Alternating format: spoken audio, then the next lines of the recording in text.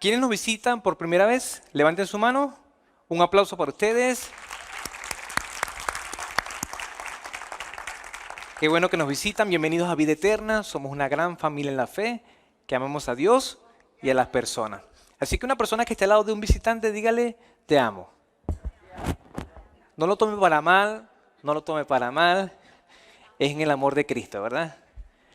Dios nos dijo, Jesús nos dijo, que toda la ley, toda la Biblia se resumía en dos cosas. Amar a Dios y amar a las personas. Entonces, nuestro lema, nuestro eslogan es eso, amar a Dios y amar a las personas. No solamente con palabras, sino también con hechos.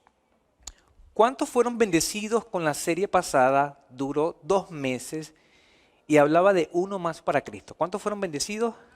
Amén. ¿Desafiados? Amén, ¿verdad?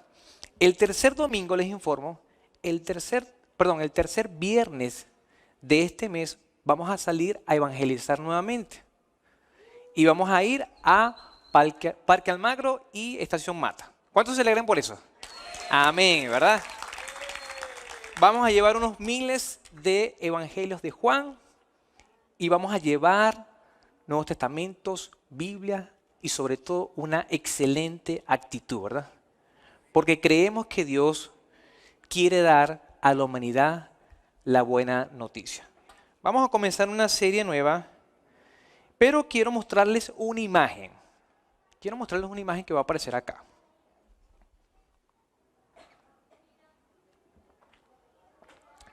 ¿Qué estamos viendo allí atrás? Unos plátanos, unos dicen cambures, bananos, y habían unas personas ya ancianas de donde yo venía que le decían cuyacos, guineos, pero vamos a ponerle bananas. Vamos a ponerle banana para estandarizar la cosa, ¿verdad? ¿A quiénes les gustan las bananas maduras? Levanten la mano. Yo creo que casi el 100% de la mayoría. Intentamos por maduro el que está en el centro, ¿verdad? ¿A quiénes les gusta un poquito pasado de maduro? Un poquito pasado de maduro. Unas manos tímidas así. Lo que pasa es que voy a aclarar algo. En el vocabulario venezolano decir maduro es complicado. Ya casi que es una palabra vetada para nosotros. Y de hecho el color rojo no se usa. Nada. A mí me encantaba el color rojo, pero no me lo puedo poner más. Ahora, ¿quiénes han comido banano o banana verde? ¿Es agradable? No, ¿verdad? Se puede comer verde, pero en un buen cocido, así, en un hervido. Yo no sé si se acuerdan de no eran ni plátanos ni bananos, sino que eran topochos. La gente dijo, ¡ay! El próximo domingo vamos a hacer el esfuerzo de darle unos topochitos allí a la gente. Muy bien. Tenga esto en mente porque yo quiero confesarles algo. Yo quería nombrar la serie Maduro. Pero yo dije, no. Esto va a ser complejo. Entonces lo vamos a llamar Perfecto.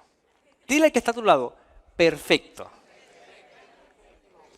Ahora dile, eres perfecto. Y vamos a aprender, porque la Biblia habla de perfección. Y el eslogan es, creciendo cada día. En la Biblia, especialmente en el libro de Santiago, habla del hombre o la mujer, el creyente perfecto.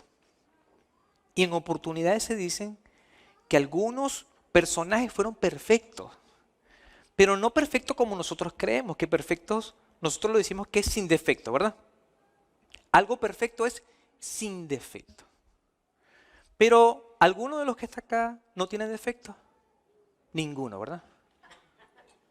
¿Quiénes somos imperfectos? ¿Quiénes pecamos? Todos los días. Fallamos.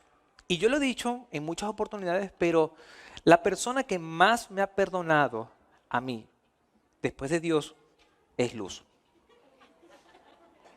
Porque ella me dice, otra vez.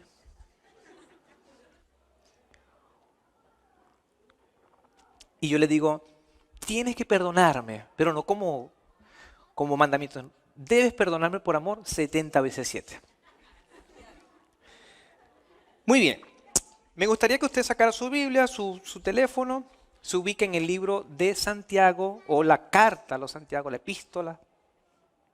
Vamos a leer rápidamente algunas cosas y le cuento la dinámica de esta serie.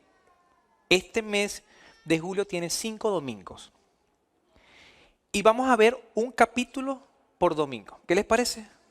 Entonces ustedes ya saben de qué vamos a hablar el próximo domingo. Vamos a hablar del capítulo 2, pero en esta oportunidad del capítulo 1.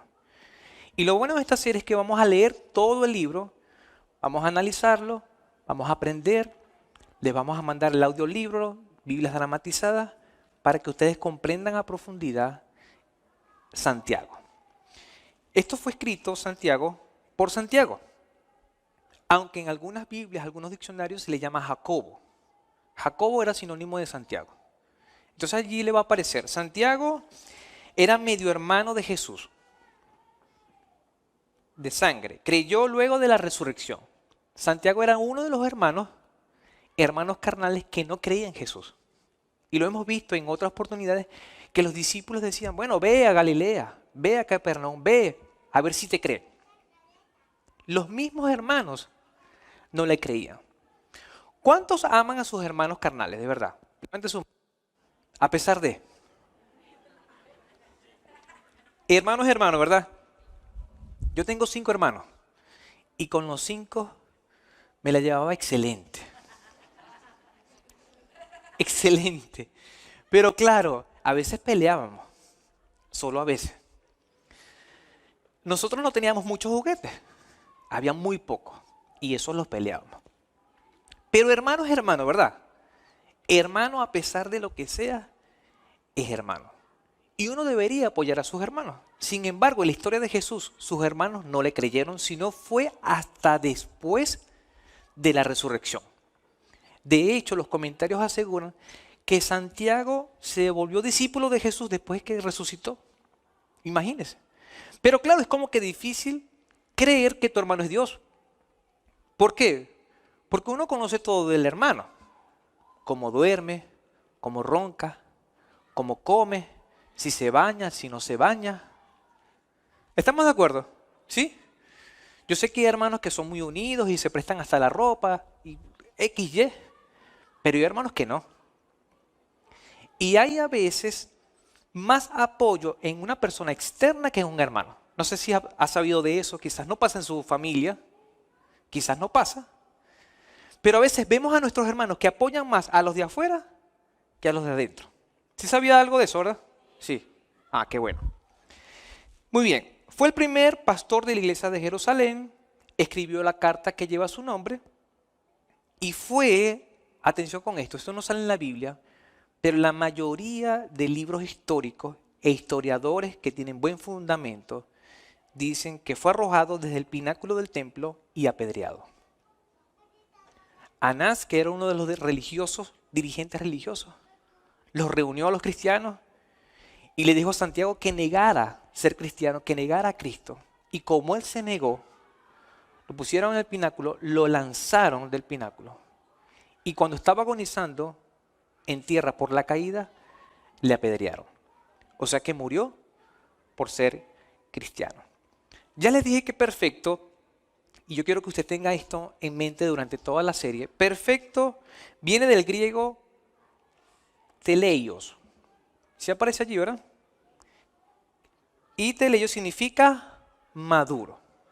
Vamos a hablar de madurez, de las características de un cristiano maduro, de una cristiana madura. ¿Qué deberíamos hacer? ¿Qué deberíamos de tener para ser un cristiano maduro? ¿Ha conocido cristianos que tienen 10, 15, 20 años en el Evangelio? ¿Sí ha conocido? ¿Quiénes tienen 20 años en el Evangelio? Levanten su mano. Perfecto. Vamos a darle un aplauso a aquellos y aquellas que tienen 20 años en el Evangelio. De mis hermanos que tienen 20 años en el Evangelio o más, ¿han cometido alguna inmadurez alguna vez? Muchas veces. En otras palabras, el tiempo no es sinónimo de ¿qué? de madurez. Yo no sé si usted ha escuchado en la sociedad, en su familia, expresiones como que vamos a ver si maduras. ¿Por qué? Porque tenemos a un tío, quizás un primo, que tiene corta edad, 45 años. Vive con su mamá, no sabe hacer nada. La mamá le dice, él es mi pequeño, mi niño, mi bebé. Y uno lo ve en una persona gigante, barbuda, con todo, pues. Pero es que, inmaduro. ¿Por qué le gusta ser inmaduro? Y porque es el regalo otoñeco de mamá. La edad no es sinónimo de madurez, ¿cierto? Y nosotros tenemos que madurar. Y Dios usa cosas para que nosotros maduremos. El tema de hoy, en cuanto al capítulo 1, el capítulo 1 tiene cosas maravillosas. Yo ruego a ustedes que por favor lo lean en su casa. Pero la mayoría de este capítulo habla acerca del sufrimiento. Y el tema de hoy es, el sufrimiento ayuda a madurar. Si tiene un bloc de notas, ponga allí, el sufrimiento ayuda a madurar. Y quiero hacerles una pregunta. ¿Ha pasado por un sufrimiento de verdad terrible, como una pérdida de algún familiar, alguna enfermedad, alguna situación económica fuerte, fuerte? ¿Quién ha pasado por eso? ¿Ha aprendido de eso? ¿Le ha ayudado a mejorar? Amén, ¿verdad? Entonces, el sufrimiento nos ayuda a desarrollarnos, a crecer. Pero de verdad, les pregunto, ¿nos gusta pasar por el sufrimiento? No nos gusta. O sea que queremos la madurez, pero sin el proceso. Eso es como muchas personas se me acercan, allá en Venezuela y acá, pastor, quiero emprender un negocio. Quiero ser exitoso. Y le saco algunos referentes en cuanto a los negocios y le digo, usted debería hacer esto, esto, esto. Pasados 5 años, pasados 10 años, usted verá los frutos de su emprendimiento. No, pastor. Después de 10 años. No. ¿Y cómo yo he visto a fulano, sotano? No funciona así. ¿Por qué? Porque los buenos frutos se ven después de 5, 6 o más años. Así que los que quieren emprender, les doy un dato y gratuito después de 10 años. ¿Estamos de acuerdo? Las cosas no vienen fáciles. Entonces, usted notó allí las fuentes.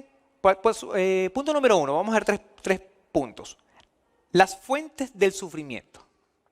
Vamos a ver de dónde se originan los sufrimientos. En el versículo 1 dice, yo Santiago, estaba anterior, yo Santiago, siervo de Dios y del Señor Jesucristo, saludo a los 12 tribus que están en la dispersión. Aquí se está identificando Santiago como el apóstol que está escribiendo esta carta. Y se la está escribiendo a los discípulos, a los seguidores de Jesús que eran judíos, ¿verdad? Entonces vamos al versículo 2. Y ahí vamos a entrar en el tema del punto número 1, las fuentes del sufrimiento. Hermanos míos, dice, considérense muy dichosos, cuando estén pasando por diversas pruebas. ¿Y las pruebas son qué? Sufrimiento, aflicciones. Considérense muy dichosos. Y la palabra dichosos es bienaventurados o felices. Lo vamos a abordar más adelante. Pero aquí, viendo ese versículo en la pantalla o en su dispositivo, vemos algo en la parte B. Dice, considérense muy dichosos cuando estén pasando. O sea que las pruebas, en primer lugar, son seguras. ¿Estamos de acuerdo? Todos vamos a pasar por pruebas. Ahora, no todo el tiempo vamos a pasar por pruebas.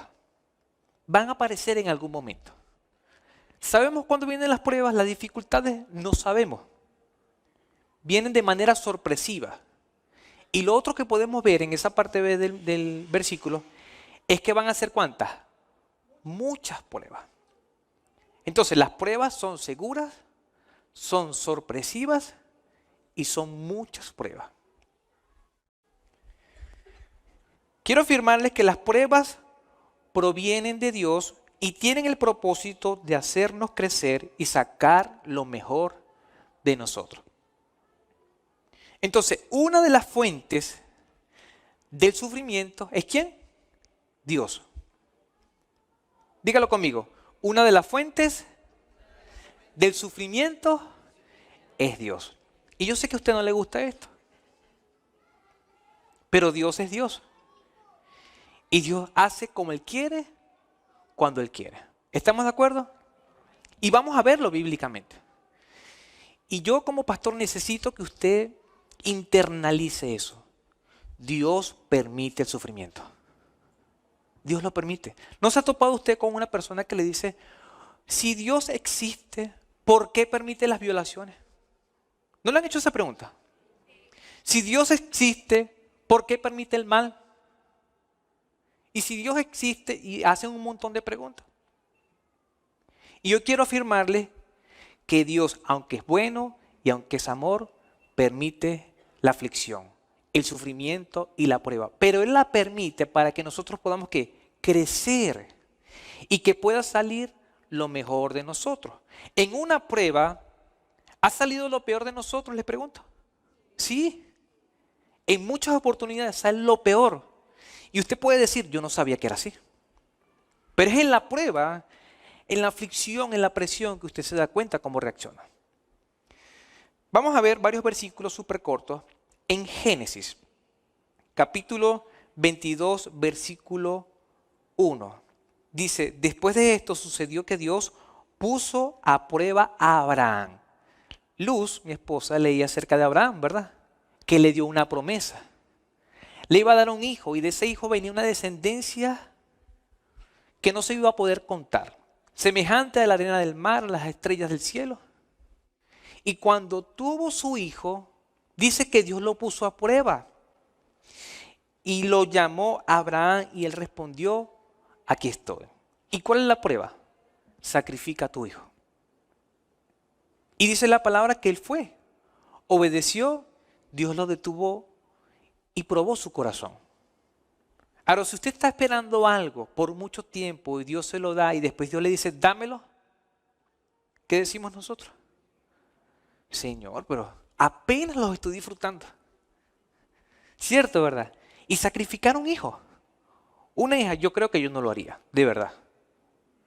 Que me diga, sacrifica a Victoria. O Andrés. No, sería muy difícil, de verdad que sí. Vamos a avanzar.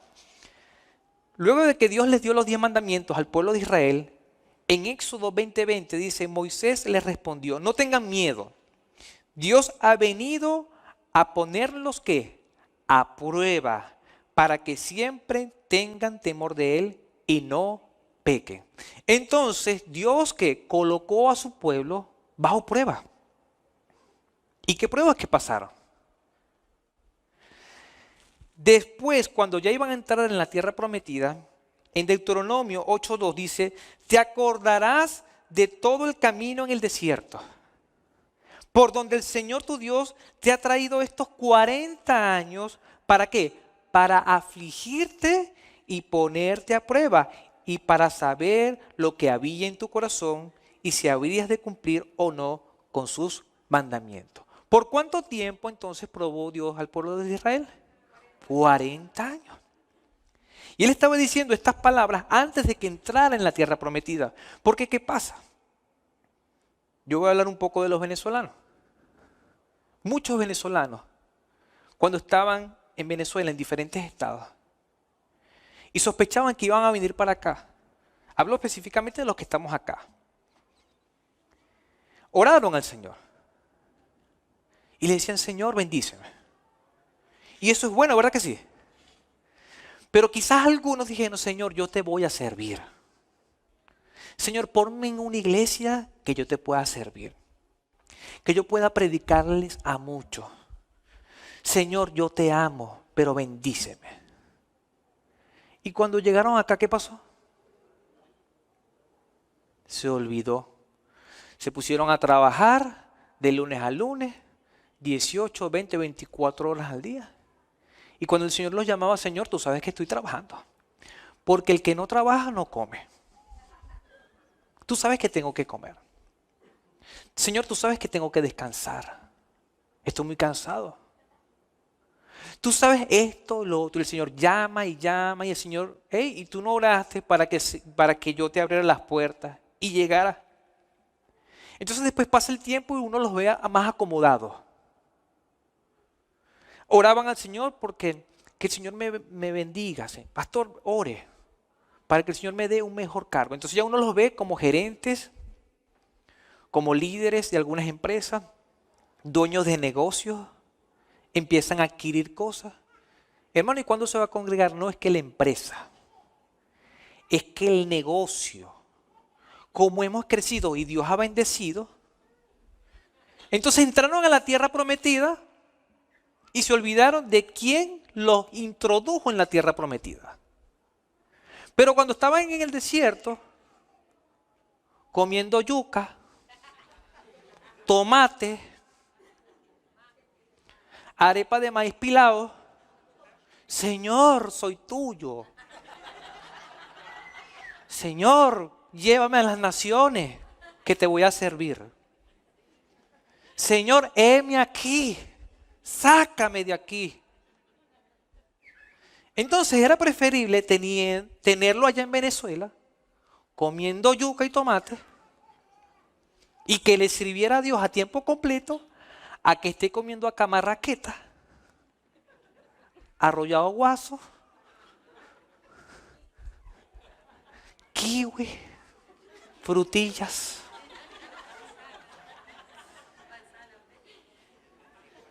Y olvidados de Dios. ¿Qué les parece, hermano? Entonces, ¿cuál fue el consejo del Señor? Él decía a través de Moisés, acuérdate lo que pasaste durante 40 años. Y le digo a los chilenos que están acá, a los peruanos, los colombianos y diferentes nacionalidades, acuérdense de las pruebas. Porque es muy fácil olvidarse cuando llegamos a tiempos de abundancia. ¿Sabe que nos encantan los tiempos de abundancia y nos acomodamos en los tiempos de abundancia? Y nos olvidamos fácilmente de las aflicciones. El Señor nos ha demostrado aquí a través de 3 versículos, hay muchos más, que Él pone la prueba. Pero es para probar nuestro corazón. Para probar a ver si nos olvidamos de sus mandamientos. Las tentaciones provienen ¿de quién? Del diablo. Quien usa el mundo y la carne, de los 3 enemigos del cristiano. Básico que debemos conocer todos. Hay 3 enemigos del cristiano. El diablo, el mundo y la carne, nuestro cuerpo. Y tienen como propósito sacar lo peor de nosotros. ¿Quiénes han pasado por tentación? ¿Quiénes han sido tentados? ¿Quiénes hemos caído? A veces nos gusta tanto la tentación que uno, más tentaciones, Señor. Más. Y no debería ser así. ¿Verdad que no? Ahora yo les quiero mostrar. Aquí tengo unos elementos, vamos a ver si ustedes los logran ver. ¿Saben qué es esto? No sé si pueden hacer un zoom acá con la cámara y mostrarlo atrás en pantalla. Pero yo no la reconocí al principio. Esta me la compró papá. Yo le dije, papá, búsqueme unas trampas de ratón. Pero yo quería las clásicas. ¿Ustedes se acuerdan la tablita, el resorte? Bueno, estas son modelo 2023. De plástico, tienen una formita aquí de gato, con una sonrisa, y aquí tienen un gancho. Ya la activé. Voy a poner el cebo acá. Está activada. Silencio. Yo la voy a dejar aquí. Y voy a seguir hablando con esta. Aquí está. ¿Saben cómo se llama el verdad? El ratón Pérez. Ahí está el ratón Pérez. Ok. Esta trampa me llamó mucho la atención porque la trampa es hasta bonita. Si hubiese traído la tradicional, yo creo que el ratón la ve y dice, no, esta es una trampa. Pero yo creo que con esta sí va a caer. Porque es último modelo, como ya se lo mostré, súper liviana, son económicas y yo creo que eficiente. Ahora, la trampa tiene sus dientitos, ¿verdad que sí? ¿Sí lo ven allí? Sí. Ajá. Ok, vamos a leer la palabra. Dice el versículo 13 del capítulo 1. Cuando alguien se ha tentado, no diga que ha sido tentado por Dios, porque Dios no tienta a nadie, ni tampoco el mal puede tentar a Dios. Entonces, tentación es una cosa y prueba es otra cosa. Pero si usted lo busca en el diccionario, si los busca en Biblias comentadas, en Biblias de estudio, cuando usted compara la raíz del verbo tentación y prueba, significa lo mismo. Es prueba. En otras palabras, una tentación es una prueba. ¿Estamos de acuerdo? Pero esa prueba es puesta por Satanás y tiene un objetivo, que es ¿qué? Hacernos pecar, hacernos caer y sacar lo peor de nosotros. ¿Estamos de acuerdo? Ahora, ¿Dios está consciente de esa prueba? ¿Sí o no? Por supuesto. ¿Dios permite esa tentación? ¿Sí? ¿Se acuerdan cuando la historia de Job? Satanás dice, claro, no te va a servir si tiene todo. Bueno, entonces Dios permite que Satanás pruebe a Job. Dice, hazle cualquier cosa, pero no lo toques a él. Y fue tocado hasta su cuerpo. Entonces, tentación y prueba en la raíz son lo mismo, son una prueba. Pero tienen intenciones distintas. Dios nos prueba, Él nos prueba, nos pone bajo prueba, bajo aflicción, para ver qué tiene nuestro corazón. Pero el diablo también coloca la tentación. Él solamente la coloca. ¿Estamos de acuerdo? Versículo 14. Al contrario, porque está diciendo, Dios no tienta a nadie. Dios no va a poner una prueba para que tú caigas. No.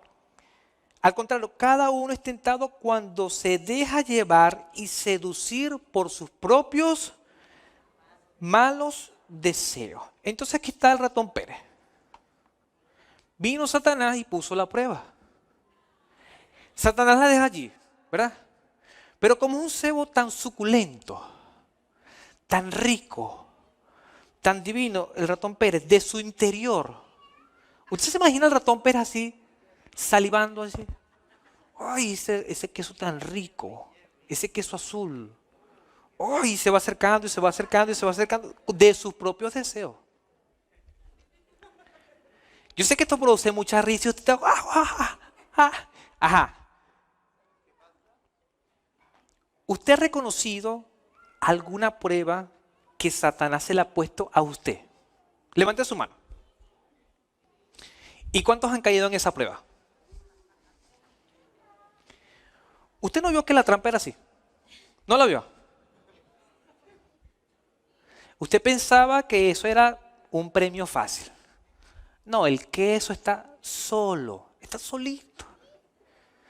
Hay caballeros, hombres, que llegan muy avergonzados y les cuesta decir mucho. Y, pero cuénteme, yo quiero que usted me ayude, pastor, pero no me condene, no me señale. Y bueno, y así va.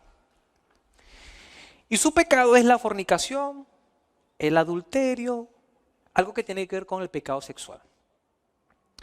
Y yo lamento porque a veces los hombres, hijos de Dios, pastor, lo que pasa es que eso es muy difícil.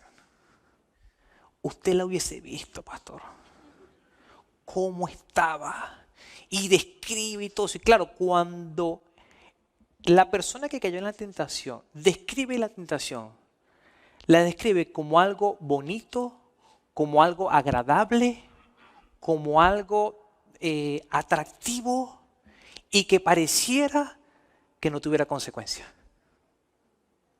Estamos hablando de los pecados sexuales. Pero también se considera una tentación, supongamos que alguna persona que está acá sufre de diabetes y sabe que el comer azúcar es malo. Es tan malo que le puede sacar de sus valores, llevarlo a una condición crítica y le pueden amputar uno de los miembros. Sin embargo, he conocido personas que siguen ingiriendo ¿qué? Dulce, azúcar. Es que estaba una torta Una cosa, pero una tres leches, jugosita, suave, esponjosita. Y claro, cuando se la describe a uno, uno dice, no, sí, con razón. Era necesario consumarlo. Era necesario comérsela. Pero también he estado en unidades clínicas. Recuerdo un amigo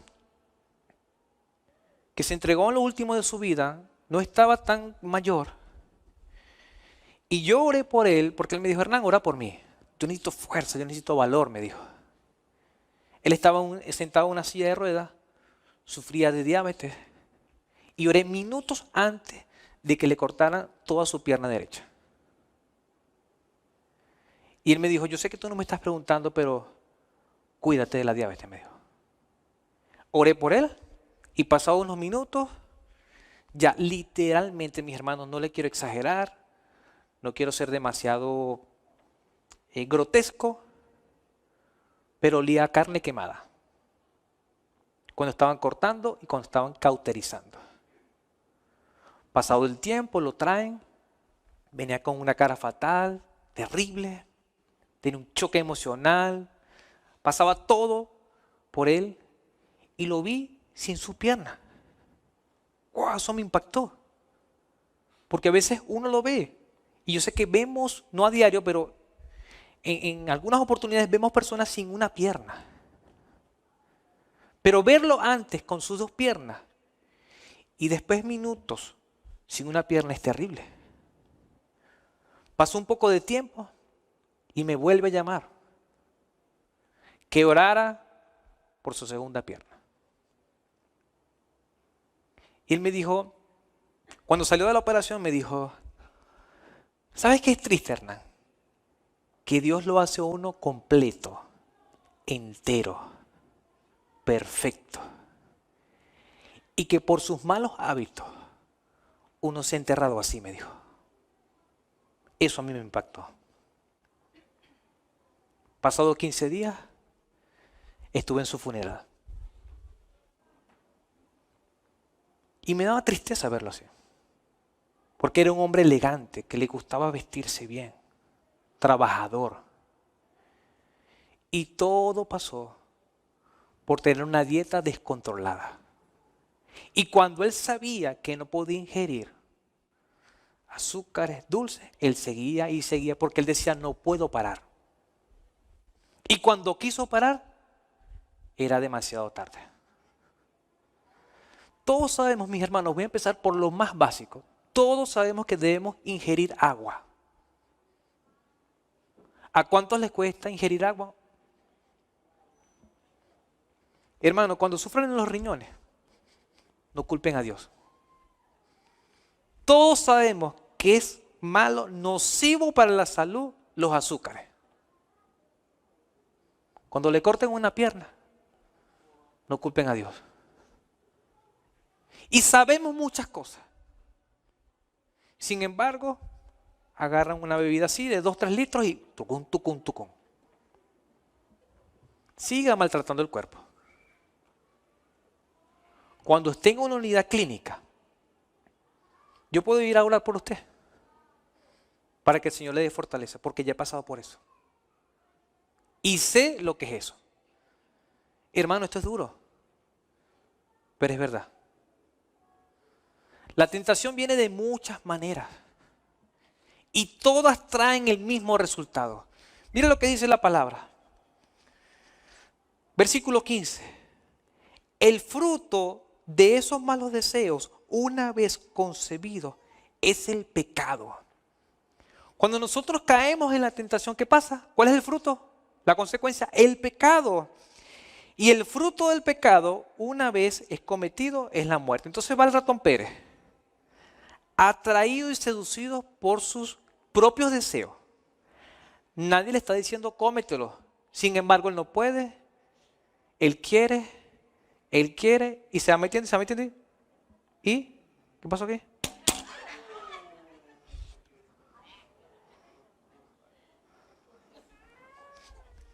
¿Cuántas veces nos hemos quedado así?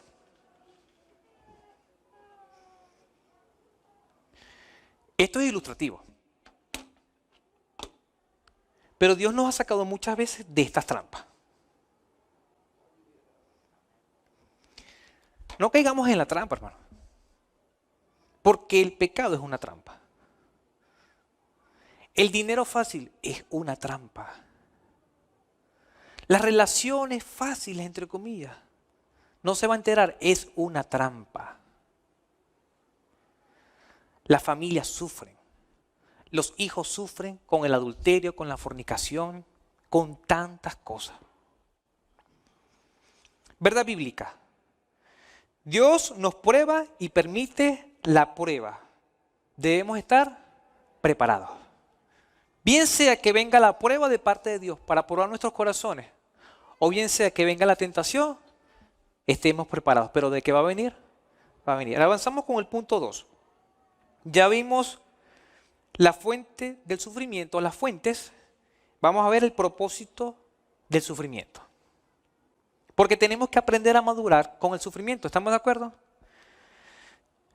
Ahora, si Dios permite el sufrimiento, ¿por qué lo causa entonces? ¿Cuál es el propósito? El versículo 3 dice, bien saben que cuando su fe es puesta a prueba, produce ¿qué? Paciencia. Versículo 4, pero procuren que la paciencia complete su obra, para que sean ¿qué? Perfectos y cabales sin que les falte nada. En otras versiones, para que sean maduros. Entonces yo sé que hay muchos hermanos que han comprendido este principio y ellos dicen, no, yo no voy a orar más por paciencia, porque el Señor me va a mandar prueba. Entonces son como vivos, así como que muy astutos, muy inteligentes. No, yo no voy a orar por paciencia. Y eliminaron de su vocabulario y su oración la paciencia, porque ellos saben que si piden paciencia, les va a venir prueba. Le pregunto a mis hermanos que han orado así, ¿se han librado de las pruebas? ¿Y entonces por qué oran así? La palabra nos acaba de asegurar y el mismo Señor Jesucristo dijo, en el mundo tendrán ¿qué? Aflicciones, pero confiad, yo he vencido el mundo. Lo mejor que nos puede pasar en esta vida es ser probados. Y tenemos que recibir esas pruebas. Ahora tenemos que discernir cuál es la fuente. ¿Esto viene de parte de Dios o viene de parte del diablo? Bien sea que sea de parte de Dios o de parte del diablo, yo tengo que aprobar. Pero en medio de la prueba, yo no me puedo desesperar. Y es lo que dice acá. La prueba produce ¿qué? Paciencia. Pero permita que la paciencia tenga su obra completa para que sean ¿qué? Perfectos. Y hay personas que están pasando por una prueba y están desesperados. Pastor, ore para que esto se acabe ya. Hay personas que empiezan un resfriado, tienen una hora de resfriado. Me siento un poquito mal. Pastor, me llama. Pastor, me está comenzando una gripe. Ore para que esto se termine ya. ¿Y cuándo le empezó? Hace como una hora. Pasé la gripe, le digo yo. ¿Me va a llamar para eso? Estoy muy mal. Tengo como un resfriado. Mire cómo suena. Agarre miel, limón y listo. A veces Dios permite la prueba, Dios permite la enfermedad, incluso para que usted tenga un descanso. Para que usted piense otras cosas, para que incluso lea la Biblia. En muchos enfermos comenzaron a leer la Biblia. Se acordaron que había una Biblia. Entonces Dios permitió esa enfermedad para que usted acuda a su palabra. La prueba produce en nosotros paciencia ¿qué? Y madurez. Ahora, versículo 12. Yo sé que este versículo lo han leído muchas veces y dice, dichoso, el que resiste la tentación, porque al salir ¿qué? Aprobado. La palabra dice, resistid al diablo y él huirá de vosotros. Pero en cuanto a las tentaciones, sobre todo las tentaciones sexuales, la palabra dice, huye. Entonces no estemos resistiendo a las tentaciones sexuales. Recordémonos de la historia de José, que salió corriendo. Si José se quedó un tiempo más con la mujer de Potifar, cae en la trampa. Esta. Pero él huyó. A mis hermanos, y quiero ser gráfico, por muy bonita que sea la muchacha, como esté vestida, XY, usted salga corriendo. Porque si no, va a quedar así. Y la idea dice acá, la palabra dice, el que sale aprobado recibirá la corona de vida que Dios ha prometido a los que le aman. Entonces tendremos un galardón, tendremos una recompensa cuando nosotros ¿qué? Aprobamos. Entonces vamos a ser probados por Dios, por Satanás, pero recibiremos un galardón. ¿Verdad bíblica? Las pruebas y tentaciones nos ayudan ¿qué? A madurar. Vamos con el punto 3 y ya vamos cerrando. La actitud en el sufrimiento. Y esto se pone más interesante. Voy a quitar estas trampas acá porque no quiero que las estén viendo más. Dice el versículo 2 que lo leímos. Hermanos míos, considérense que muy dichosos cuando estén pasando por diversas pruebas. Ya hemos dicho que las pruebas vienen, son seguras, son sorpresivas y son muchas. Pero ¿cómo debemos considerarnos nosotros? Dichosos. Y dichoso significa que muy felices, muy bienaventurados, 3 veces feliz. Ahora, no hablando de los demás, sino de nosotros mismos. ¿Cómo es nuestro semblante? ¿Cómo es nuestra actitud? Nuestra cara cuando estamos pasando por una prueba. ¿Cómo es? Mira el que está a su lado.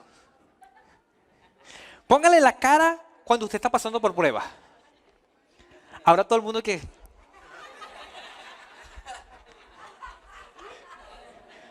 Yo creo que la iglesia tiene un pecado terrible, la mentira. Yo le estoy diciendo, mira el que está a su lado y póngale la cara cuando usted está pasando por la prueba y la gente que...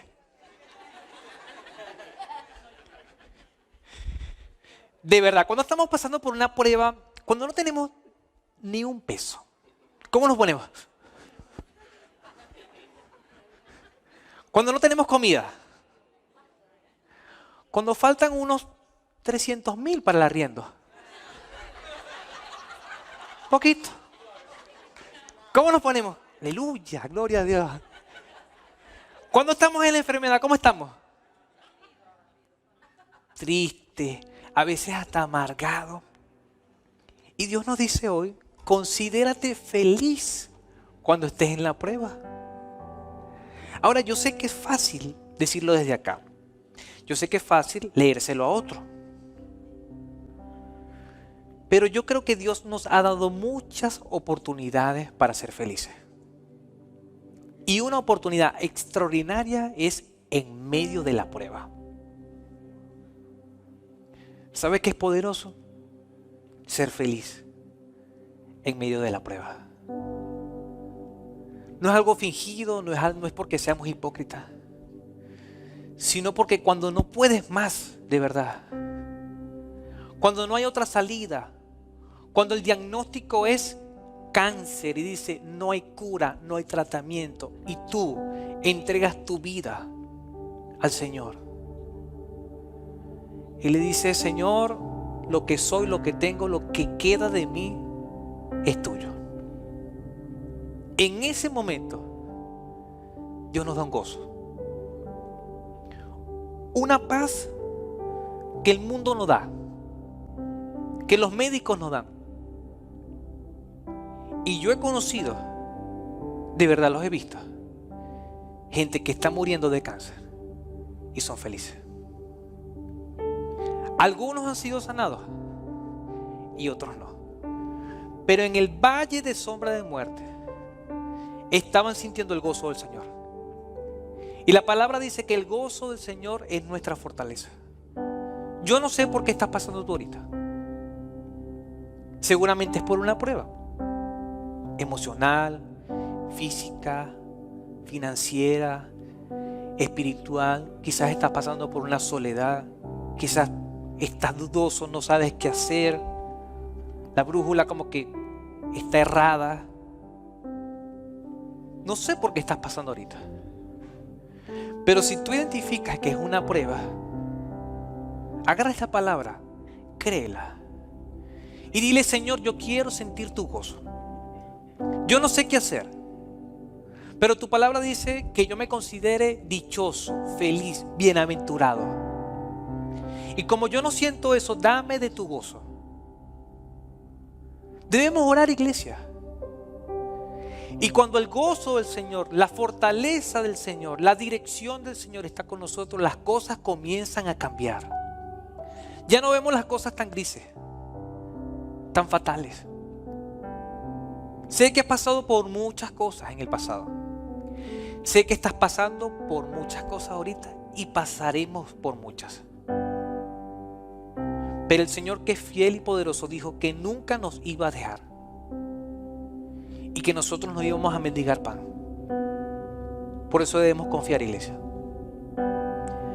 Quiero cerrar con lo que dice Pedro, primera de Pedro 1, versículo 12. Él habla de un sufrimiento que a veces no se habla mucho y que quizás estemos pasando algunos. Dice la palabra: amados hermanos, no se sorprendan de la prueba de fuego a que se vean sometidos como si les estuviera sucediendo algo extraño. En otras palabras, no se sorprendan cuando venga la prueba de fuego. No estén sorprendidos porque el Señor ya lo dijo. Versículo 13. Al contrario, alégrense de ser participantes de los sufrimientos de Cristo, para que también se alegren grandemente cuando la gloria de Cristo se revele. Entonces, cuando estemos pasando por la prueba de fuego, por los padecimientos de Cristo, ¿qué debemos hacer? Alegrarnos. Porque la gloria del Señor, la gloria de Cristo se va a mostrar en nuestro sufrimiento, iglesia. Y como iglesia, seguramente hemos sentido la presión. Algunos estuvieron angustiados el domingo pasado. Luz decía: ya empezaron las denuncias. Iglesia, les debo confesar que el domingo yo estaba justamente acá, predicando como si nada. Pero la puerta esa estaba abierta. Y yo veía al funcionario allá así, con una actitud desafiante. Y me enteré después que decían: tráiganme al pastor, tráiganmelo, que esta iglesia la cierro yo. Y ese inspector no sabe qué está diciendo ni con quién se está metiendo.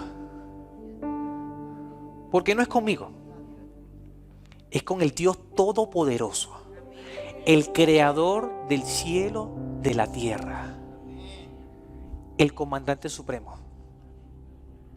Él sí es el comandante supremo, el Señor de los ejércitos, Dios Todopoderoso.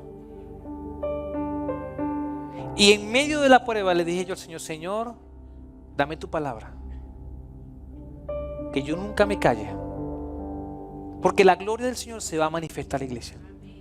Versículo 14. Bienaventurados ustedes cuando sean insultados por causa del nombre de Cristo. Sobre ustedes reposa el glorioso Espíritu de Dios. Sobre nosotros, como Iglesia Cristiana Vida Eterna, reposa el Espíritu de Dios. Y si Dios es con nosotros, ¿quién contra nosotros? Iglesia, vamos a seguir adelante, porque el Señor está con nosotros. Mayor es el que está con nosotros. No debemos parar. Vamos a continuar evangelizando, llevando la palabra, donando la palabra, dando comida, ropa, dando el evangelio de buenas nuevas de salvación, iglesia. Porque el sufrimiento nos ayuda a madurar. El desafío, y con esto cierro, la verdad bíblica primero y después el desafío. Podemos ser felices en medio de las muchas pruebas. Nosotros decidimos qué actitud tomar. Desafío de la semana. Cuando estés pasando por diversas pruebas, recuerda: 1. Sé feliz. Acuérdate de la palabra. ¿Estamos de acuerdo? Si en tu trabajo el ambiente es hostil, si tu jefe no cree en ti, te insulta, sé feliz. Demuéstrale que tu felicidad no proviene del bienestar, de los halagos del jefe, no. Tu felicidad está en Cristo.